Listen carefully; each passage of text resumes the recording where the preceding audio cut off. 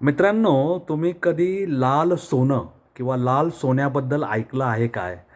आता तुम्हाला प्रश्न पडला असेल, की आम्ही काळं सोनं ऐकलेलं आहे, आम्ही चकाकणारं गोल्ड ज्याला आपण म्हणतो ते सोनं पाहिलेलं आहे.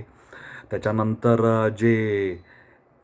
गल्फ गोल्ड म्हणजे पेट्रोल वगैरे ते सोनं आम्हाला माहिती आहे आणि अ, त्याच्यानंतर सोन्यासारखी नाती आम्हाला माहिती आहेत, सोन्यासारखी मुलं, लेकरं-बाळं माहिती आहेत. हे लाल सोनं काय? तर मित्रांनो, कमल साळुंखे आणि छाया साळुंखे ह्या वाई तालुक्यातील, जिल्हा सातारा येथील 2 जावांनी लाल सोनं म्हणजे काय? तर स्ट्रॉबेरीचं असं पीक आपल्या शेतामध्ये पिकवलेलं आहे, की त्यांनी स्ट्रॉबेरीची क्रांती केलेली आहे. आपण मागे उल्लेख केला होता, की कृषी क्षेत्रातील महिला या सकाळपासून संध्याकाळपर्यंत राबत असतात.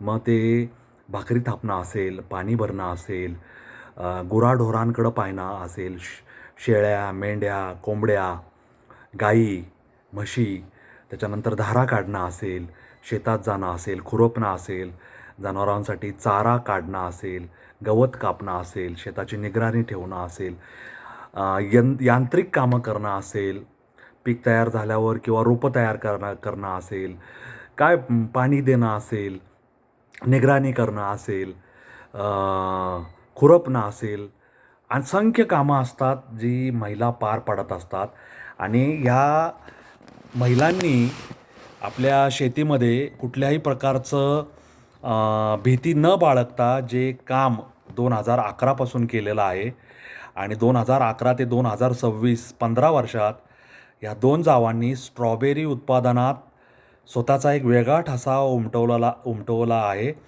आणि त्या आता दक्षिण भारताच्या बाजारपेठेवर अधिराज्य गाजवत आहे. म्हणजे त्यांच्या शेतीतील कामाचा आवाका आपल्या लक्षात यायला हरकत नाही. आता त्यांनी सुरुवात जेव्हा केली तेव्हा त्यांना स्ट्रॉबेरी उत्पादनातील ओ का ठो माहिती नव्हतं. पण नंतर त्यांनी स्ट्रॉबेरी म्हणजे काय? तिचे किती प्रकार आहेत? तिचं उत्पादन कसं घेतलं जातं? शेतीतील कामं कोणती करावी लागतात? मल्चिंग पेपर म्हणजे काय? ठिबक सिंचन कसं करायचं? रोपांची लागवड कशी करायची? देखभाल आणि खत व्यवस्थापन या सगळ्यांची माहिती घेतली.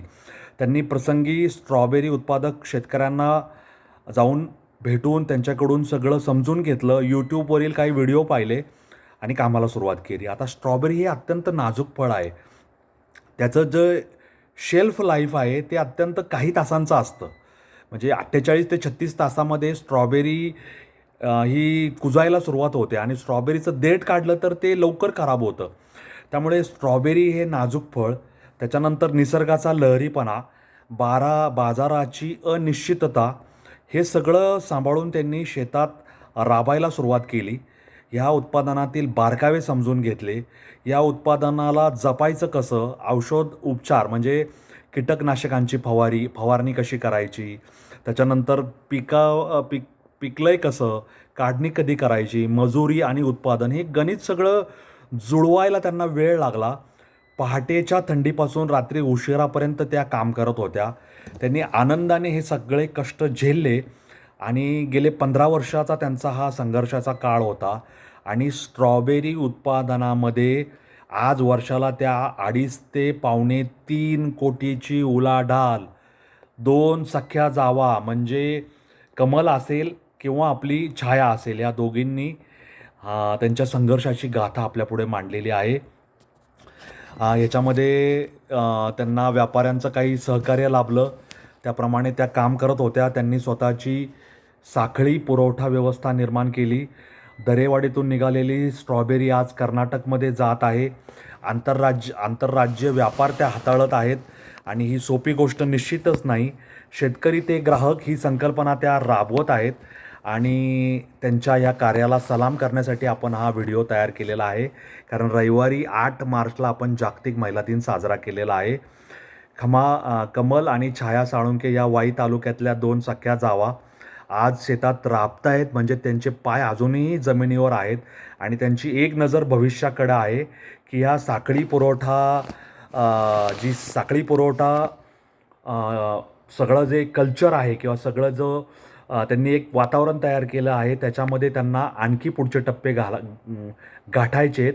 आणि स्ट्रॉबेरी हे फळ म्हणून विक्री करण्याच्या पलीकडे स्ट्रॉबेरीचा पल्प तयार करणे, कँडी तयार करणे, चॉकलेट तयार करणे, जॅम तयार करणे, जेली तयार करणे, असं त्यांचं काम पुढं नियोजन आहे. स्ट्रॉबेरी हे नाशवंत फळ आहे आणि त्याच्यावर प्रक्रिया करून त्याचं शेल्फ लाईफ आणखी काही तासांनी वाढवता आलं तर त्या निश्चितच प्रयत्न करत आहे.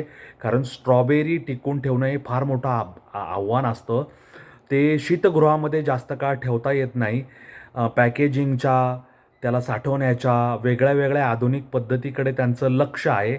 आणि कमल आणि छाया या दृष्टीने आपल्या मेहनतीवर मेहनत घेऊन या दृष्टीने काम करत आहेत. अनेक महिलांना त्यांनी तोडणी करणे, त्यांची वर्गवारी करणे, वर्गवारी करून त्यांना विविध पावशेर असेल, 1 किलो असेल, 2 किलोच्या पॅकमध्ये बंदिस्त करणे, पॅकेजिंग करणे, ते ट्रॅक्टर असेल किंवा टेम्पो, ट्रॉली, ट्रकपर्यंत पोहोचवणे, अशा प्रकारच्या कामातून त्यांनी महिलांना रोजगार उपलब्ध करून दिलेला आहे. 24 ते 48 तास टिकणारं स्ट्रॉबेरी हे फळ प्रसंगी माणसाला कोट्याधीश करतं आणि सडलं, खराब झालं तर त्याची किंमत शून्य होते.